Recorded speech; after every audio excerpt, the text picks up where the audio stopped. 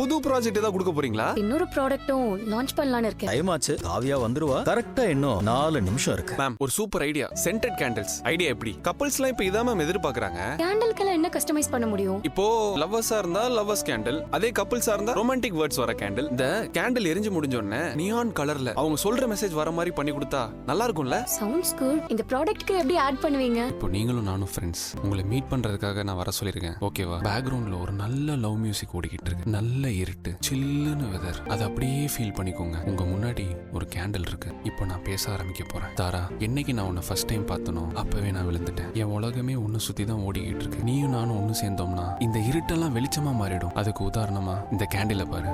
இது என் மனசுல உள்ளதை சொல்லும். இப்ப அந்த கேண்டில் அப்படியே வெளிச்சமாகி அதுல ஐ லவ் யூ மெசேஜ் வருது.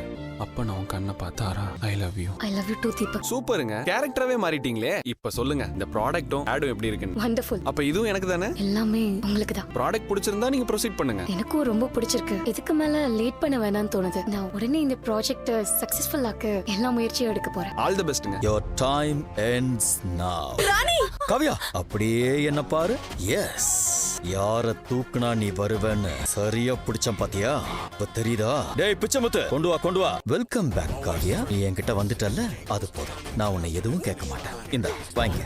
உன்னையும் என்னையும் பிரிக்கணும்னு நினைச்ச அவங்களோட நிலைமைய நீயே வந்து பாரு. நீ என் கூட இருந்தா உனக்கு சேஃப். நீ இன்னும் கொஞ்சம் லேட்டா வந்திருந்தேன்னு வச்சுக்க, நம்ம கல்யாணம் நடக்கிறதுக்கு முன்னாடி ராணியோட கல்யாணம் நடந்திருக்கும். ஆனா இன்னைக்கு நின்னுடுச்சுன்னு நினைக்காத. நீ எப்போ எங்க போனாலும் யாருக்கு வேணாலும் என்ன வேணாலும் நடக்கும். நீ போய் ஒரு வீட்டுல இருந்து அந்த வீட்டோட நிலைமை என்ன ஆக போகுதுன்னு தெரியுமா உனக்கு? ஐயோ, அவங்கள எதுவும் பண்ணிடாதீங்க ப்ளீஸ், விட்டுருங்க ப்ளீஸ். விட்டுடுவோம். அதுக்கு முன்னாடி நீ யார கல்யாணம் பண்ணிக்க போற?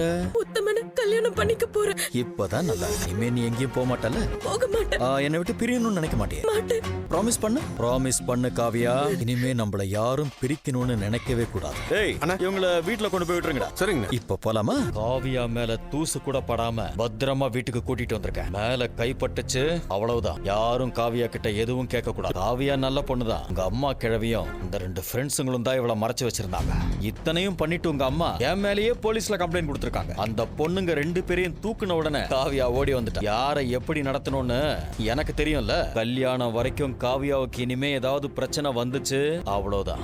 அவளுக்காக தான் எல்லாத்தையும் பொறுத்துக்கிட்டு இருக்கேன். புரிஞ்சு நடந்துக்கங்க. காவியா செல்லம், இங்க வா. நீ ரூமுக்கு போய் ரெஸ்ட் எடுப்போ.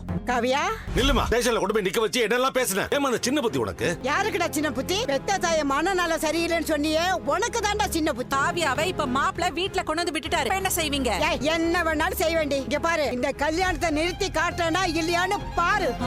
ஆண்டி, நான் அம்மா கூட வளரல. ஆனா அம்மாவோட பாசம் எப்படி இருக்கும்னு உங்ககிட்டயும் ராணியோட அம்மா கிட்டயும் தான் பார்த்து தெரிஞ்சுக்கிட்டேன். ஆனா நீங்க என்னால ரொம்ப கஷ்டப்பட்டிருப்பீங்க. எனக்கு புரியுது, மன்னிச்சிருங்க. என்னடி இதெல்லாம்? இப்ப தாண்டி என் வீட்டுக்கு வந்து அம்மா கிட்ட சாரி கேட்டா. வேண்டான்னு சொன்னாலும் கேட்கல.